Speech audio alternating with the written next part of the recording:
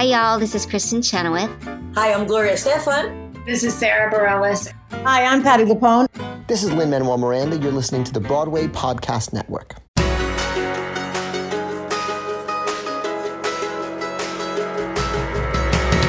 Hey everyone, welcome to the Theater Podcast with Alan Seals. That's me, I'm Alan, your host. If you're a longtime listener of this podcast, you'll know that the tagline is intimate personal conversations with the industry's biggest names, and this episode holds true to that, but these days I'm fortunate enough to be able to get some exclusive behind-the-scenes access to an entire production, which is what this episode is all about. You're about to hear mini interviews with the cast and crew of The Outsiders, a new musical from a recent press junket that they held in their rehearsal space. And I'll post the link to a little behind the scenes video I made while I was there in the room, and I'll drop that in the show notes, so make sure to check that. But first, in order to pay some bills, here's a quick commercial break. Here you go. 1, 2, 3.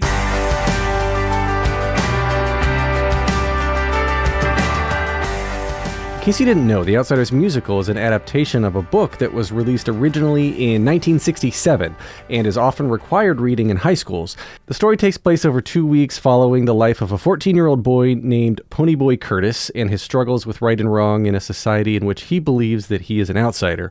The story is still very much applicable today. You know, the need to belong to fit in, or being ostracized by others, having physical violence, being threatened. It's all still very much a part of the world now as much as it was back in 1967.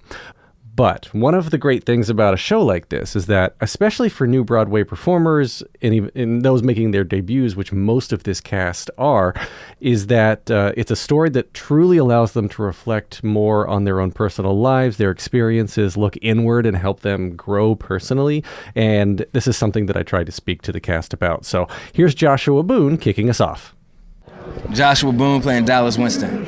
My connection was reading the book back in 7th grade. Like, it's the first novel I read. Really? The first novel I read from beginning to end, and I was drawn to it because it's the first time I experienced in any medium that, you know, white people could treat other white people the way I felt white people treated black people. Like, the Greasers was synonymous with my people, and it just spoke to me.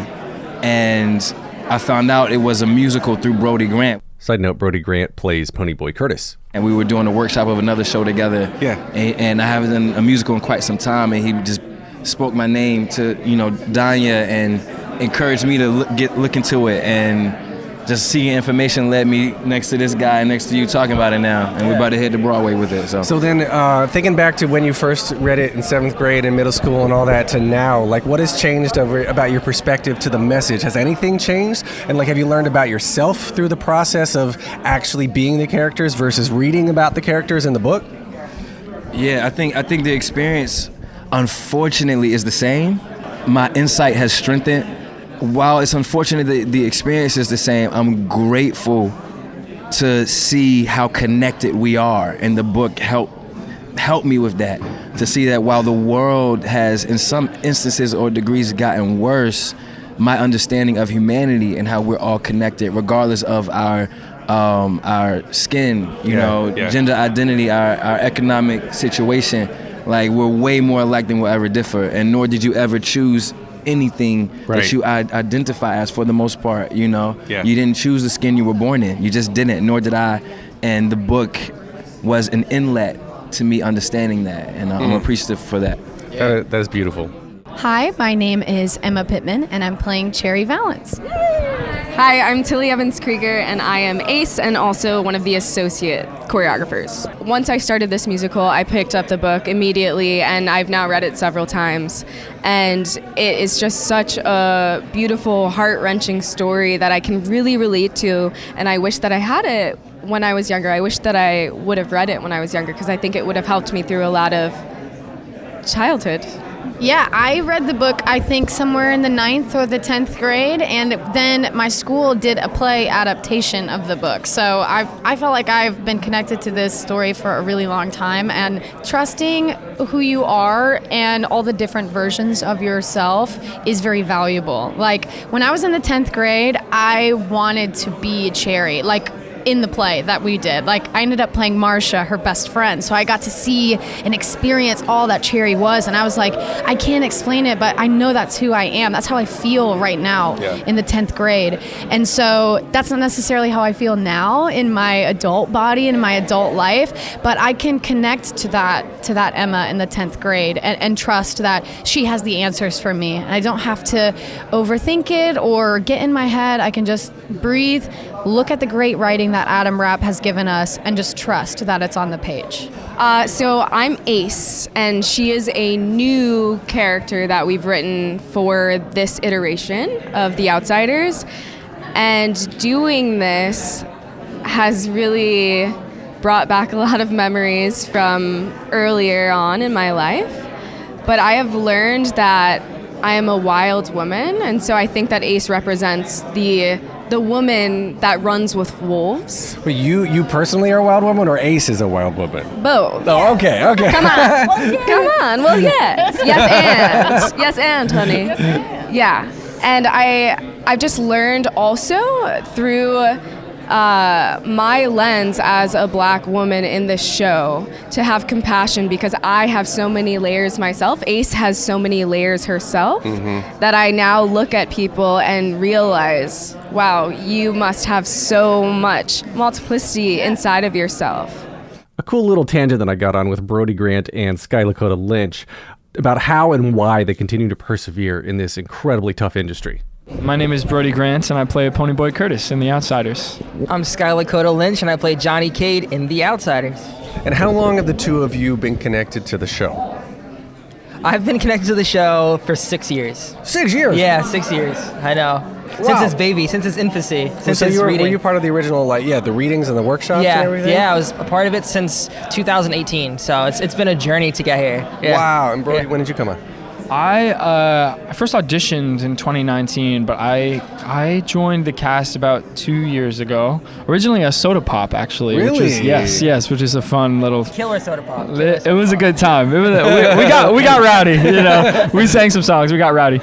But no, and then I think a little bit after that is when I switched to Ponyboy. It was like probably several months before we did the show in California. So then, for you, you've been in this show involved for 6 years. What's one of the biggest differences from 6 years ago to what's about to open on Broadway? I think it's just the show is evolving. It's really hard to adapt anything, and especially a book adapted by written by a 14-year-old. So it's really hard to find what we can put on the stage and what we can't put on the stage. And I think that we've mastered that now. I think the show has taken its time, which is the most important thing I think for putting up an adaptation is to let it cook. Saying? So I think that's the number one thing that's changed is just what we can pull from the source material and what we have to leave alone. That's interesting, though. And keeping on the 6 year thing for a second, if I can ask, how old were you 6 years ago when you started? I was 23. So 23, all right. Yeah. So you're 29 now. Yeah. And then over time, did you think this was going to happen? How many projects have you been involved with throughout the time? Because I'm looking to get that advice for people who are should I do it? Should I stick it out? This acting business is really hard. Of course. It was really wild. I was in Dear Evan Hansen when I was doing The Outsiders. I was doing double duty. Oof. And so it was really tiring, but at the same time, I just fell in love with the show. And it was the first book I ever read as a kid. And I knew I just felt in my gut that I was Johnny, and I just never wavered. And the pandemic happened, and there was a lot of things that were up in the air, but I just stayed true to myself, even in those moments where I just didn't even think the industry was going to come back. I was I know I'm going to do The Outsiders. I know it. And I had to re-audition after it all was done. Yeah, I had to re-audition. So it was wild, but I just stayed true. Wow. And if you stick around the barbershop long enough, you're bound to get a haircut. That's what I always say. I love that. Well, I need one now. Yeah, Brody. So you two, how long have you been trying to do this and make acting a thing? Have you always known you wanted to be a performer? I wouldn't say there was any golden dream. I just knew that I wanted to act, and I wanted to make music, and I wanted to write music, and I wanted to sing music, and I wanted to act in any way I can, and on screen, on the stage, whichever, And growing up in a small town in Georgia, is where I'm from. I saw a lot of the professional theaters in Atlanta, and I was that's the goal, you know what I mean? That's what I want. And so to get to be here in this community of Broadway proper is it's a very beautiful thing. but I can say that, I mean, when I started performing, I think it was in middle school. Yeah, 6th grade when I started doing like the school play every year. And then I really, really dug into it my freshman year of high school. So I guess it's about like 10 years. Yeah, 10 years running that I've just been like working towards this dream and whatever it would turn into, you know? Yeah. Well, you never know what it's going to be, and it's about embracing the challenges and embracing the opportunities. Embracing as they the come, unknown. like doing double duty while in Evan Hansen and taking a chance on this other thing that you never know if it's going to make it to Broadway. Exactly, Yeah. Hang on, everybody. We're just going to take a quick break. All right, now we're back.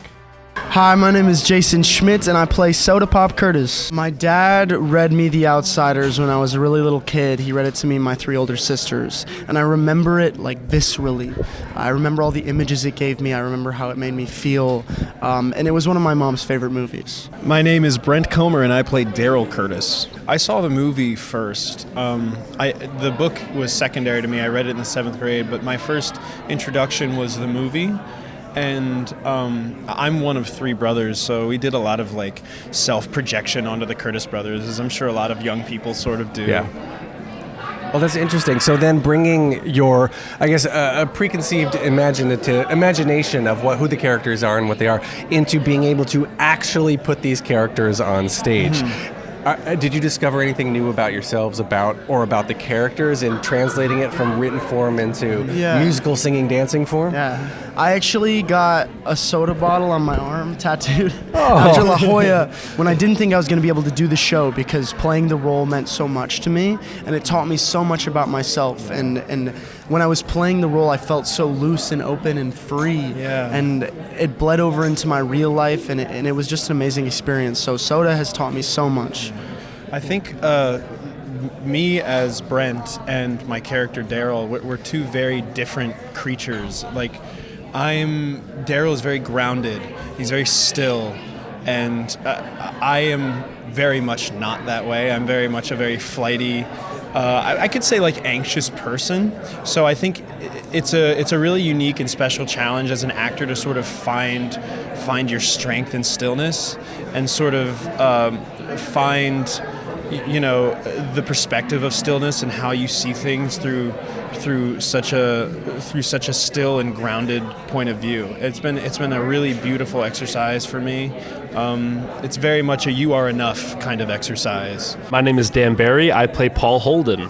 Well, when I first read it, I don't think I really understood how good the writing was. You know what I mean? I was a kid. I was in 7th grade, and I loved the book. I read it really easily. But now I look back at it, and it's from Ponyboy's perspective, a 14-year-old kid, and it's so truthful. The writing is so truthful. Like, he just talks and theorizes exactly like a kid would. And now that I'm older, I can like really relate with that and like see that and be like, wow, that's super incredible how S.E. Hinton captured that.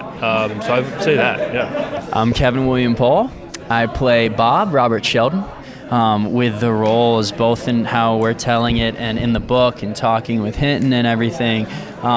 There's within all the constraints and being a kid, you would think, how much do we really know at that age? But we know and feel so much, and we don't always have the tools to express that. That's what I was going to say. And so I just find that it's really exciting with song to be able to express that with words and the dexterity of how we affect someone on the stage. And then what's so exciting is the audience is going to be there and they're going to be part of that story with us. And that's what I'm really excited for, is like a New York audience to feel that energy. And whether it's roaring noise and laughter or whether it's dead silence, that's really the final piece, Yeah, the audience is always the final character of any of this. Yeah, and it's never had an audience. Do you know what I mean? Yeah. Like the book to the story to the film, like it's never had a live audience to absorb the story. And I think that's really unique.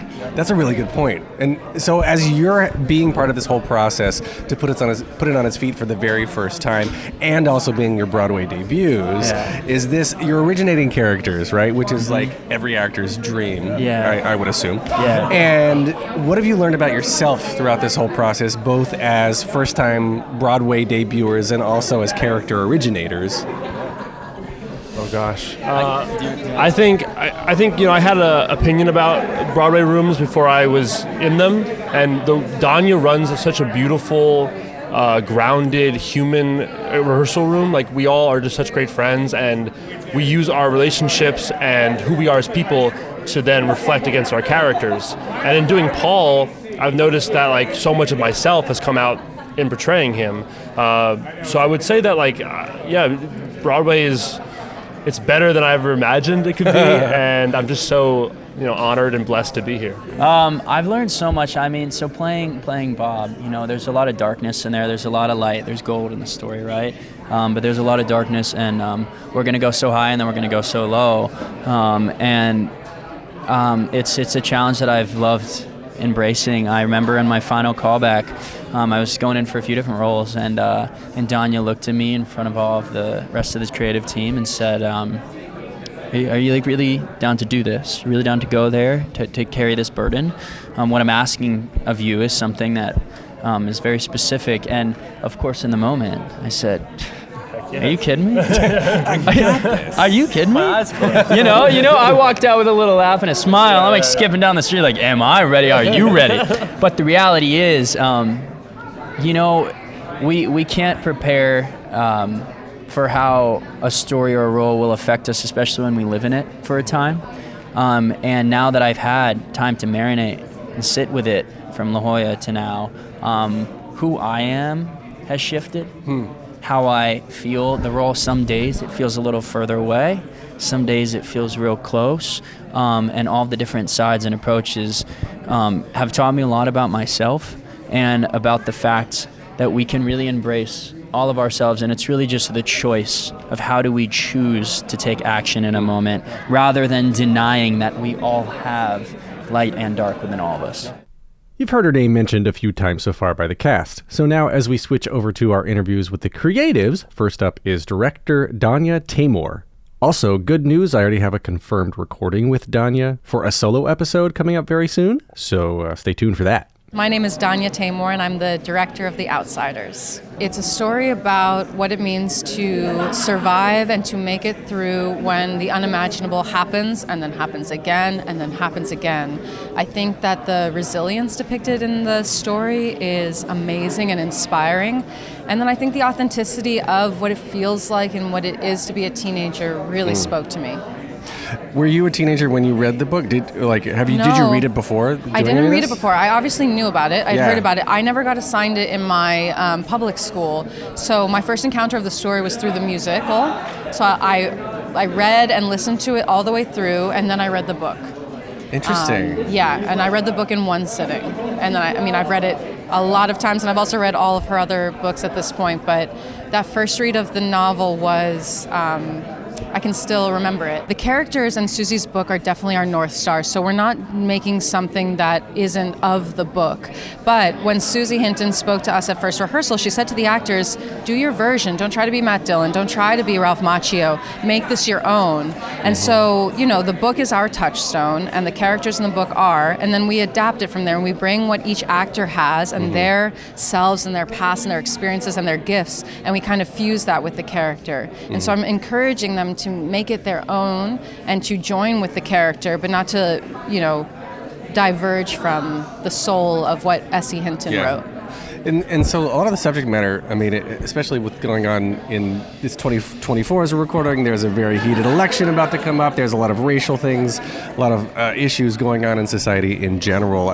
When rehearsals started, how did you address, as like a creative team with the cast and with each other, how did you sort of address this underlying... without keeping it an elephant in the room, how did you bring it to the forefront and say, we're going to talk about these issues? I think one of the most amazing things about her novel is that it resonates with people across gender, race, class, political ideology, across everything. There's this amazing rapper named Killer Mike who loves The Outsiders, and his youngest son is named Ponyboy, and I read this interview he did where he was like, when I read it, I saw them as black. And I think that is an amazing thing about the book, that one can project their own identity onto it. And so in our room, And with this production, I hope that people can take it and cast it many different ways authentically. So this is not colorblind casting. This production is cast this way, and we are really digging into the history of Tulsa, digging into the very American knot of class and race, which has been part of this country since its inception. We're working with this amazing anthropologist named Dr. Michael Ralph. He is a professor at Howard, and he's in our room helping us do research about Tulsa and research about this time in Tulsa. So these conversations, of course, come up. They're part of what we're trying to investigate and expose, and I think part of what Susie Hinton was interested in as well. I was very impressed with how Essie Hinton, the original author of The Outsiders book, was at rehearsals, at least in the beginning, working directly with Danya and the team. She's available to me. I can pick up the phone and call her or email her. So cool. We just went and saw her in Tulsa. She loves the cast. I think, she loves artists, but there's no artist she loves more than actors, and so to be around them is amazing for her. But she also, when I met her in Tulsa the first time, said, have your vision. Have your vision and go for it. The story is there for you, and so take that and hold on to it, but have a vision. So she came and saw the show a few times in La Jolla. We just saw her. She'll come to New York. So it is incredible to be able to be in collaboration with the source. Hang on, everybody. We're just going to take a quick break. All right, now we're back. Hey, I'm Jeff Kuperman, and I'm one of the choreographers. Hey, I'm Rick Kuperman, also choreographing. Wait, are you guys related? No, we are. We're brothers. I had read a lot of Adam Rapp's plays in college and studied his work pretty deeply. And so reading his script adaptation of this was incredible. It was so raw, visceral. I was like, this is going to be an incredible show. Well, then how do you translate that into movement and into dance interpretation? Because it seems so specific to take such a hard subject matter, something that is so serious, and turn it into like this big, for the lack of anything else, Broadway has to be big, right? Totally. It has to sell. Totally. Like, otherwise you're not going to last. So how do you take this little book, I put in quotes, and turn it into a big budget Broadway musical? Right on. Well, we started with exploring how we were going to stage the Rumble, because it's such an iconic piece from the book.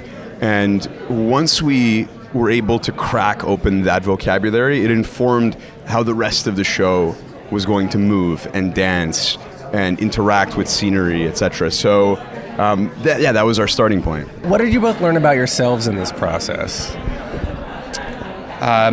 I learned how gratifying it is when a creative team can truly meld and have an open conversation, dialogue, and an open process about crafting a show from all different angles. It makes getting up in the morning and being in the room so much more exciting and makes you rearing to go. I am Jonathan Clay, one of the composers on The Outsiders and one member of Jamestown Revival. I'm Zach Chance. I'm also a composer in the other half of Jamestown Revival.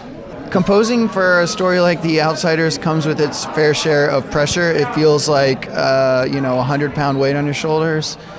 But I think, honestly, you can't think about it too much because art needs to come from your heart and from your gut and from your soul. And I think if you add too much of your brain into that mixture, it'll mess up the equation. Ooh. And so we didn't think too hard about the pressure. We just tried to write songs from first person, from these characters, and get into their minds and give them a voice.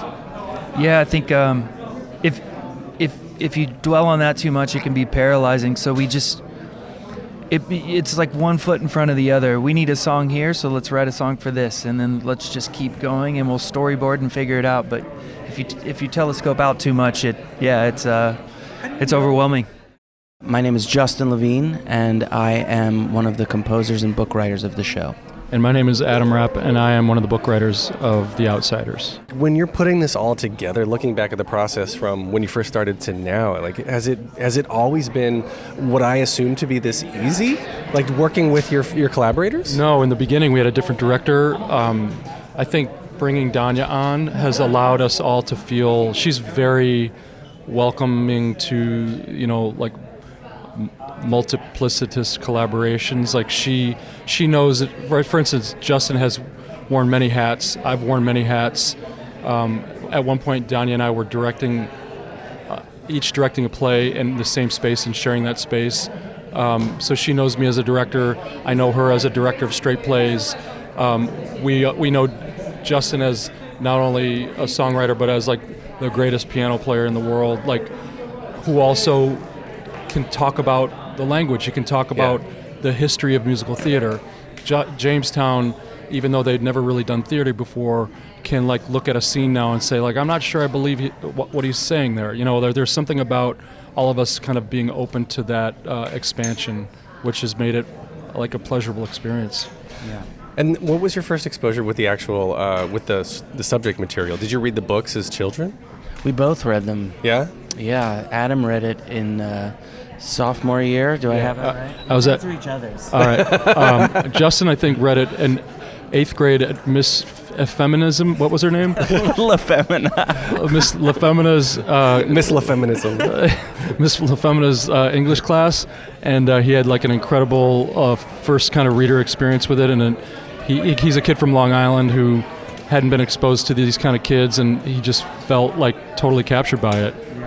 And Adam read it his sophomore year at St. John's Military Academy in Wisconsin, and it was part of a great books class.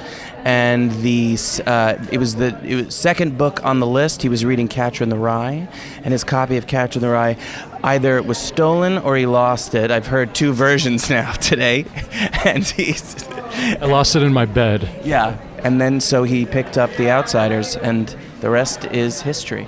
What is something, as two of the lead creatives on this project, what's something that you hope audiences will take away after they see this, whether they know the subject material or not? What's something that you know they're going to walk away with? The notion of grief and sadness and the life in the play, the death in the play, like the extremes of the drama, I think are going to really flatten people and also inspire people. I feel like one of the great messages at the end is like Ponyboy goes through some really tough stuff, and then he puts pen to paper and he starts to process it, and that becomes his spiral notebook filled with words, which becomes essentially S.E. Hinton's novel called The Outsiders. Yeah. And I think there's something about creation and moving through grief and sadness and finding your voice as an artist that is really, really inspiring. I hope people walk away with that. Same. I hope people see this show as an outlet, as a way to feel more seen and therefore less alone. And that's it for the episode. As always, thank you so much for listening. This podcast would not exist without you. Make sure to follow me and the podcast on all the socials at theater_podcast. Thanks to Jukebox the Ghost for the podcast music. Take a deep breath, make the world a little colorful.